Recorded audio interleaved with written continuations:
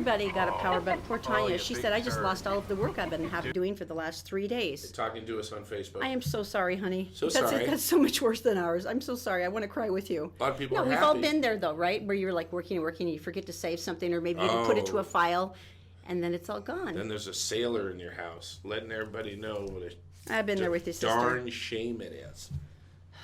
I've been there with you. I'm so sorry. All right, so sinful cities. Where are we on that list? Let's find out. You right always here. love this stuff. Okay, do. Las Vegas is known as Sin City, of course. Right. It's a given. So that's number one. But, however, there's many other naughty things that happen Oh, is in it other really Vegas? cities. Is Vegas really number one? Of course. Okay. Duh, All right. yeah. But like there's beer-loving Milwaukee and hedonistic New Orleans. I mean, there's basically we're filled with people behaving badly. No place is innocent. But at some point they say that we all have to pay for our sins. There's gambling addiction and healthcare, criminal, global debit and credit card fraud, all kinds of different things. So You know what I find interesting, though, is on the list, number one is Las Vegas, and number 3 is North Las Vegas. and then number 7 is Henderson, Nevada. So yeah, they pretty much, but it really, so it takes into a ton of account of different things. It's not necessarily robbery crimes, but like organized crimes and liquor consumption and smoking and gambling and all that different stuff. So this is what they've got. Number 1, Las Vegas. Number 2 is St. Louis, Missouri. New Orleans, that was in the top 10. I'm not surprised. Now try to find us. All right, here we go. I'm sure we've grown bigger. We're a sinful Oh, city. yeah, We're, you bunch of we're sinners. full of vice All and right, 10, 20, depravity 30. and- Not 30. not really. Mississippi, Sacramento, Knoxville, 40. No. keep looking. St. Louis, Chattanooga, Albuquerque, San Diego is at number 64. Not us. Tucson. They still haven't. Amarillo, Texas, Vancouver. What? Oh, you bad people. 75. I actually thought we would be worse. I thought we'd be like dead last. Although I don't know if that's worse or better in this case. Is it better that we're not as bad? Virginia Beach is better than us. I know, and I used to live there, but that surprises me a little bit because it was pretty salty sometimes. I'm a little shocked What do you by think that. the worst is, or the least worst? The worst list. The cleanest, sweetest, probably like the Northeast, because you guys are always you had lobster, which doesn't count as a sin. South Burlington, Vermont. Oh, a little holier than thou, aren't you, Vermont? You are as sweet as pasteurized butter. You are as sweet as You are maple beautiful. syrup. I know, right? All right, so Well, so it kind of dovetails into this, which I find interesting, because they say, okay, now that you know where all the sin is, right. all the depravity, all the evil, Right. where would you want to raise your family? You'd want to keep them away from there, right? So they did Sort of. the best states to raise a family, and that would be educational opportunities, access to child-based things like parks and national parks and recreation activity. Number one, we gotta be. Different things like that. So number 1 was Massachusetts. I want to know where that came in on the affordability rank, because that's where you were raised and it was never cheap. You have to imagine, Boston is up against the coast. There's a whole other state connected. The Massachusetts goes inland, That's true. and it's beautiful rolling hills and stuff. Yeah. So maybe not Boston, but the rest of it. Minnesota, number 2, I can see that. Minnesota, you have all those nice things there. You've got some excellent pediatric hospitals there, and you got the parks, and then there's many excellent lakes there as well. Yeah. Sorry, one of my closest friends is from Minnesota, and I mock her accent constantly. New Hampshire, number 3, I can see that. New Hampshire's great. North Dakota was number 4. What is there to do in North Dakota? Nothing, so there's no getting in trouble. You can stare at a very flat horizon. I have a very hard time believing that. Vermont, number 5, back to the purity. Not surprising. Maple syrup. So I'm looking through this going, okay, well, I figured we'd be Where are we? I thought we'd be in the top 5 for sure. We don't come in, Utah doesn't come in until 16. We're between Illinois and Maine. Really? We're Maine, I adorable understand. here. Illinois, I'm not sure. Everybody loves us. They say California and New Jersey are better places to live than here. What's the worst place? Illinois. You want to place a bet? Mississippi. Although, New Mexico. Then Mississippi, Alabama, West Virginia, and Louisiana. no offense to Mississippi, they always come in last for like school. It is the saddest thing ever, I know. It is. They're I not just- really underachievers, you know. No, I just always feel like there must be terrible low self-esteem. Like anyone running for governor is like, I'll try not to make us Oh, last my gosh. place. We'll be 49th. I mean, that would be like your whole big goal as a governor, right? Just, Yeah, don't screw it up more. I know, right? Is this a new study, a new article that's come out? This is really interesting because obviously we have a problem like a lot of different states do with opioids. And I think we're number one for opioid-related overdoses. We're number one for prescription, but we are up in the top 5 for opioid-related overdoses, which is one of the reasons that they've been giving like Naxalone kits to librarians here. Well, let's talk about that coming up. There's actually coffee shops here now downtown that have it. Really? And they even volunteered. They said, we get people who come in here and they nurse a cup of coffee. They just sit there because they want to stay warm. They said, give us the kits. Right. I mean, which to me is like possibly the most heartbreaking thing ever. So basically what it does, if you're not familiar with it, it's a syringe without a needle, and it's got a little foamy end on it, and what you do is you put it in their nose and you like that, and it's a gel form, and it goes in and it gets into their system through their mucous membranes, and fastest application to get it into the system. It's just like for an overdose, it turns it around like incredibly fast. And sometimes it takes 2 or 3 doses in some cases. And librarians, like you said, have been saving lives all across the country. Can you believe it? And so now this newest report. Well, this is what interested me because we just had a huge brouhaha. There was a lot of discussion, which I'm glad about because the more discussion, the better educated people get. But people were really pushing about the medical cannabis initiatives up on Capitol Hill, and a lot of people were saying they don't go far enough, and we really need more options here. And basically what they ended up with is that it's end-of-life care, that if you are terminally ill, then you will be allowed to have a doctor's prescription for some access to cannabis. For pain and for getting your appetite up and stuff like that. But well, it's an end of life. It's end of life. It doesn't care about your appetite or any of that. It's just trying to ease your suffering. So they're using it as to adjust. It's a palliative care. Yeah. But they're using it like a painkiller. Mm-hmm. Okay. Yeah. But a lot of people have been saying, look, for people who have PTSD and long-term illness and all these different things, this is a really important thing. And so they're trying to do an initiative for the next ballot. Right. They want it on the ballot so that as Utahns, we can vote for it. And it's interesting, the last study I saw from the University of Utah showed that I think it was 64% of Utahns approved of legalizing medical marijuana. Yeah, it was not statewide, recreational, right? And I don't care. Right. I would just want medical. I think right. that would be great. Well, but I've been wondering though, do they have any proof anywhere right. whether or not this actually makes a difference? Now, we've all known about there's a big infusion of money in different states like Colorado where they've legalized marijuana, but does it actually change any of the essential key medical problems right. like opioids? Well, they finally came out with something on Monday. It's in the JEMA Internal Medicine organization's I was about to say document, but it's the magazine they put out every 3 months. And they're good studies, and this is what they found. They analyzed more than 5 years of Medicare and Medicaid prescription data that shows that after states legalized marijuana for medical care, right. the number of opioid prescriptions, daily dose of opioids, and opioid overdoses went way down.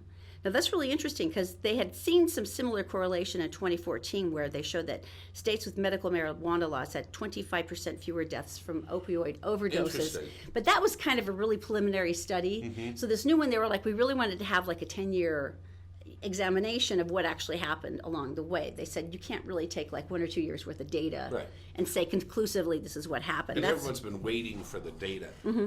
Does it say how much down it went, or just? Well, it's interesting. So what they found is that not all states with medical marijuana laws are created equal, of course. States with dispensaries that are open for business saw the greatest decrease in opioid prescriptions and overdoses. It was about 14% to states that did not have dispensaries, which was about 7%. Interesting. So, I mean, it's just interesting to see the numbers afterwards and kind of see where we're going with this, because that was my biggest issue. This is now like the biggest thing. Effect, right. Yeah, this is the biggest thing every state faces, and it's an international healthcare crisis because right. opioids were brought out like this will change everything. They're not addictive. They're super. Oh, I had such a. And there's brutal lawsuits now against the manufacturers because they knowingly sold this to doctors like it's going to be great. They pushed it, and they knew what was going to happen. That it was addictive. It was ridiculously addictive. So that's why I was wondering, did we actually find an alternative that's going to help people? And it's. From these preliminary studies, that does give me a lot of hope that they can lower the opioid use. Give me the information, too. There's a follow-up story on this with Odyssey House. Well, I thought this was really cool. Which is for rehabilitation? The U.S. Surgeon General actually did a call to action last week, and I don't know if you heard about this, but they basically said, we are recommending that more individuals, including family, friends, and those who are personally at risk for an opioid overdose, to keep the drug on hand. He's talking about Naxalone. And they said, every day we lose 115 Americans to an opioid overdose. That's one person every 12 minutes. And they said it's time to make sure more people have access to this medication, because 77% of opioid overdose deaths occur outside of a medical setting. More than half of them occur at home. So this was really cool. So what happened then is that the Odyssey House, who of course is an excellent drug rehabilitation center and has been around forever and has been one of the first initial fights in drug abuse problems here in Utah, they started giving out free kits of Naxalone. And this is according to Adam Cohen, who's the CEO. And he said, look, we've been waiting for this announcement from the U.S. Surgeon General's office that there's this realization that we're in this crisis. And he said, we live in this every day. We see it happen all the time. And he said that if families and friends are educated to what this can do, he said, they could save so many more lives. So they're literally, the point now where they're literally giving it away to people to, I mean, obviously, with questions and some understanding of who they are and what they need it for. It's such a hard thing. But I thought it was amazing. Parents who have a child who's still living at home, who still has the addiction, who's still using the drugs, and imagine them having to have that drug in their house to save their child. You know, the one cool thing, and I give Utah huge credit on this, and so does Cohen from the Odyssey House, he said Utah's actually been one of the first states that took this seriously. And he said that realized that Naxalone actually could save lives. And he said a lot of it was a parent's charge, where parents would go up to Capitol Hill after losing the child and going, this option was open and we did not know. Right. And part of the misunderstanding of, well, you know, it's only drug addicts that overdose. No, it's not. It's like, no, honey, it's moms. It doesn't, it's a prescription or something you buy from somebody on the corner. It doesn't matter. It can still kill you. So that's why this is exciting. He said we requested 500 kits, Naxalone kits, is 2 doses each, from the Salt Lake County Division of Behavioral Health, and he said they will all be snatched up by the end of the week. My question and he is, said most of the people coming in are parents. is it prescription? Naxalone? I don't know. Do you know? I am know. not sure. I don't know either. I am not sure. Would you have to go to your doctor and say, listen, I have my wife or my husband or my friend or whatever? That is interesting. Does anyone know? I don't think it's a drug that can be abused. And I'm just wondering if people can actually go down and get it and pay how much is it, you know? Let's find out. All right, you do that. Because I mean, However, I that can would hear be, this. I want that in my medical kit. I want that in my first aid kit. Yeah, that if you saw somebody in this, it is now available, Narcan is now available over the counter in 46 states. Right. Would that be one of ours? They said that Narcan itself is actually very expensive, but that there is now cheaper. Knockoffs. No, actually, you can get it here without a prescription. Okay. So that's pretty cool.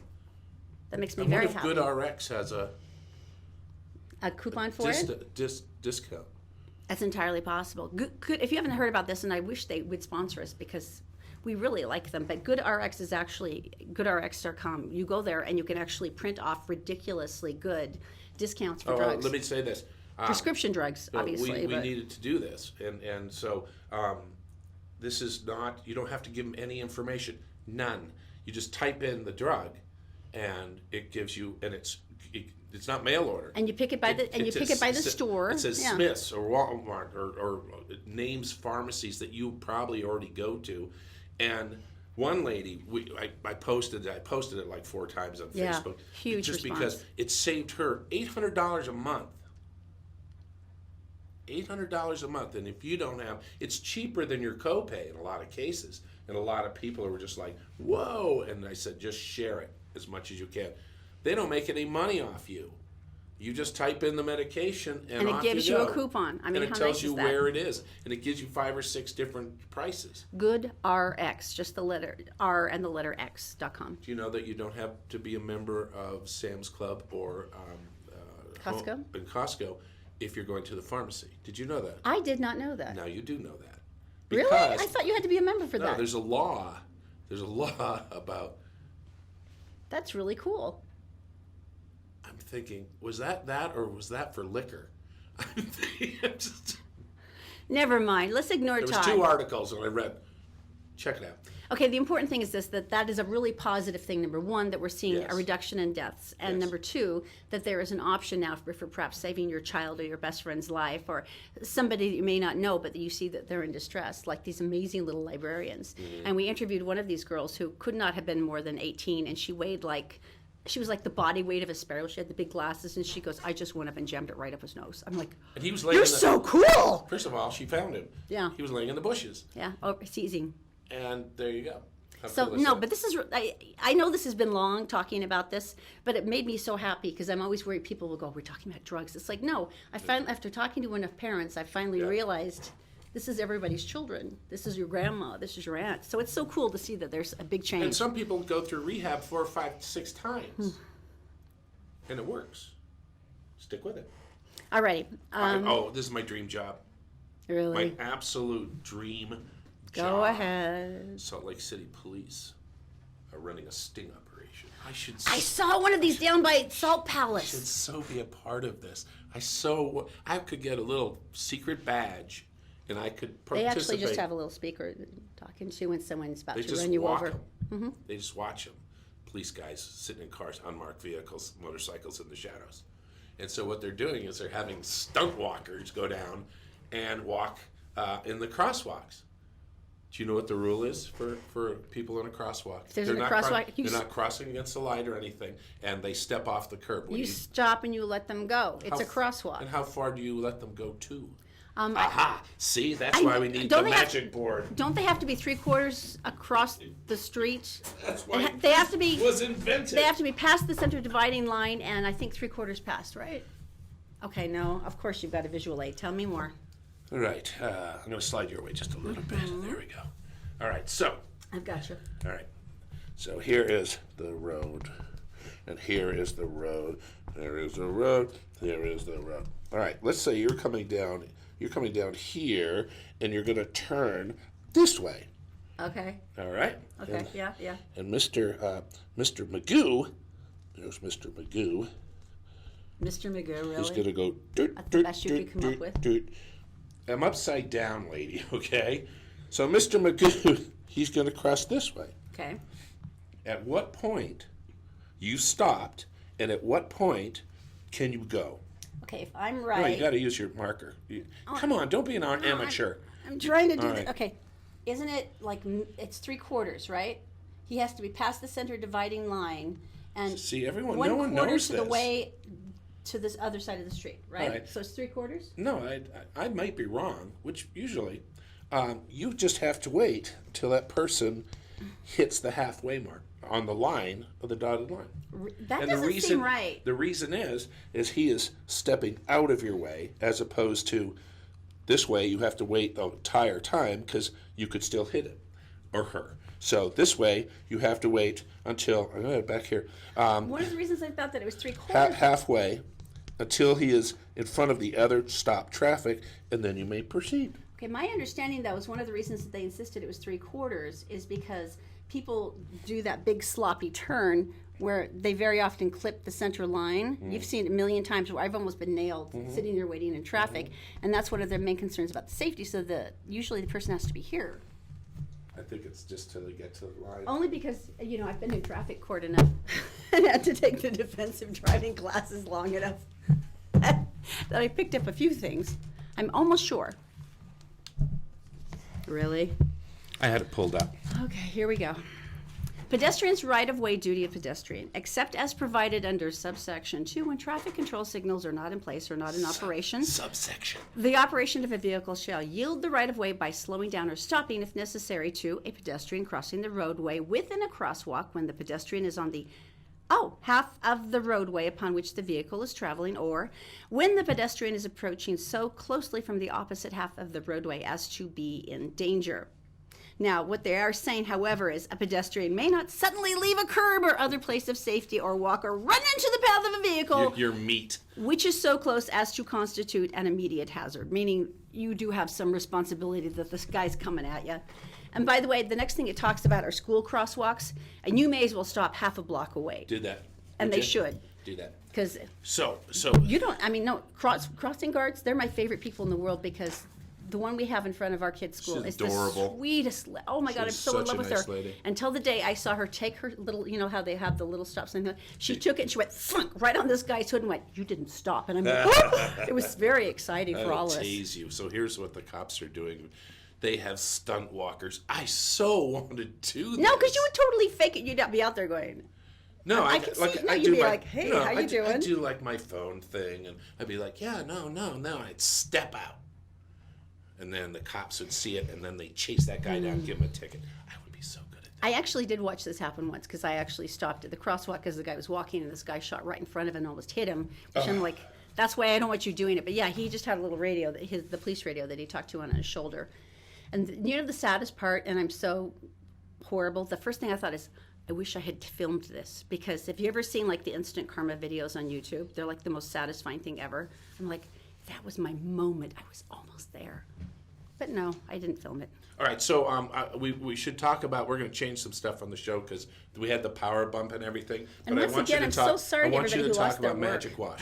All right? So much fun. All right, go ahead and talk. Okay, to we me. had the best time at Magic Wash a couple of weekends ago because they did the big grand opening and they did the big fancy super duper washes for free. And James, who's the guy who's owned it, is adorable. He does like all these crazy like mixtures and stuff. He's like one of those mad scientists that has what he calls the ceramic finish, which essentially he's created a wash that sheets off like water and dirt off your car so it stays cleaner longer. And I actually did the experiment. You know where I found it was most interesting? Or like on the wheels. You know how your wheel covers get really nasty and they're like black within seconds? They've been like delightfully shiny clean, as has most of my car been, but it was really surprising to find out that it was for real. Now there's 2 locations, easy peasy. There's one in Layton that's grand opening right off I-15 and then one also in South Ogden.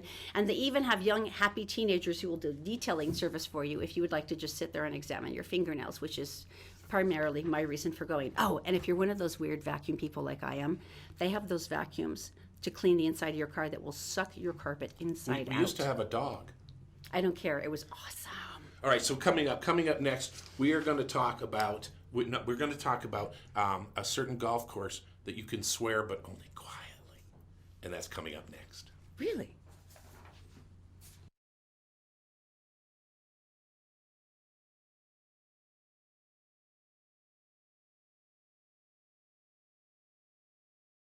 The Todd and Erin Morning Stream is brought to you by Fink and McGregor. If you go to The Todd and Erin Morning Stream is brought to you by Fink and McGregor. If you go to fink-mcgregor.com, there's a short 4-minute quiz, and at the end of it, you can find a whole array of mortgage options, and someone will call you back from Fink and McGregor within the next business day. Also by Utah Credit Approval. Go to utahcreditapproval.com because they know that bad things happen to good people, but that shouldn't stop you from repairing your credit and getting a reliable automobile at utahcreditapproval.com. And also, all Utah Plumbing, Heating, and Air. John has 24/7 service because he knows that emergencies can happen any time of the day or night. And right now they have a $69 special to check out all your heating systems to make sure they're working well. Just go to allutahplumbing.com. Welcome back. It's the Todd and Erin Noontime thing. You may not know this, but April is actually World Autism Month. And I remember when this first started and they did Light It Up Blue, and it was like, I think 8 years ago. Yeah. And I remember how excited I was because for a long time, if your child is diagnosed with autism or somewhere on the autism spectrum disorder, you feel incredibly alone until you find other parents who are like, no, you're not crazy. I feel this way all the time. But the reason this was so cool. How many years ago? Our boys, 18? Yeah, Zachy and 18 McClaney years ago. were born neurotypical, like most Right. kids with autism now. It's 4 out of 5 regress, and they regressed really late. Everything was perfect, all the development right till about 2.5. Right, and I got to tell you, when never mind, golf. And so when they start losing speech, it's really painful. Yeah. And that's as they go. And I was really angry when they said, "Oh, it's Autism Awareness Month," and it goes, "Yeah, I get it. I'm aware. I'm aware." But here's what's so interesting, and I've seen so many more people now who are educated to this because you have sisters or family or, somebody who's had a child with autism. But one of the big things are sensory problems because this little person can look just like you, and except for when they suddenly melt down or something, or they have a behavior and you don't know why, and you're like, is that kid just spoiled? No, because he has a sensory impact of something that's hit him, like a loud sound or a bright light or something that is literally physically painful to these kids.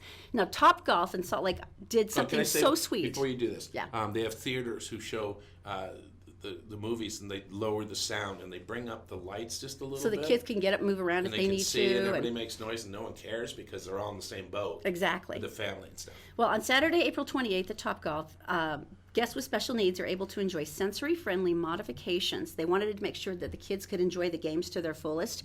Now, venues all across the country are turning down the sound and lighting, reducing the distraction in the crowd sizes, because they want these kids with autism processing differences to really enjoy it. So it's a more controlled environment, and it's really cool. You can get one reserved bay for up to 6 guests, unlimited Topgolf gameplay from 9 a.m. to 11 a.m. There's golf clubs included in the bays. There's food and beverage available for purchase. Now, if you want to go reserve something, I would do it now because we're the second biggest state in the country, so everyone's jumping for this stuff. It's topgolf.com. But I thought that was the most charming thing ever. It is, except for the fact that the people, I don't golf. I drive the cart and I'm awesome at it.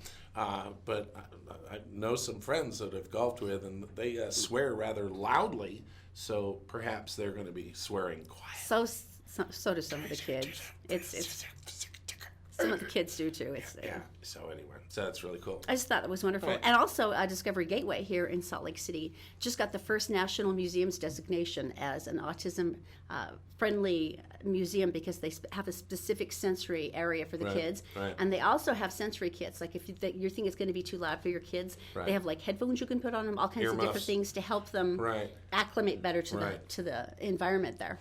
So I think it's wonderful. Because they need to be out in public. Exactly. Nothing gets better until they can learn how. That's right. So. All right. So that's thanks wonderful. for being with you. us on the Bunker Show. It was a little today. We had a power bump. Just catching us. We had a power bump, and it basically. Oh no, Carol Ann! I'm so everything. sorry. Carol Ann just lost all of her work today too, and there's. Oh, Marcy said that her entire business office is still down, and they're all sitting there eating snacks from the vending machine, wondering what's going to happen next. Isn't that so cool? What do you do in businesses that are all electronic? Oh, and Leslie, I'm sorry too. Yeah, 2 of them are big call centers, Right. so I guess we kind of lucked out. We actually got the power back.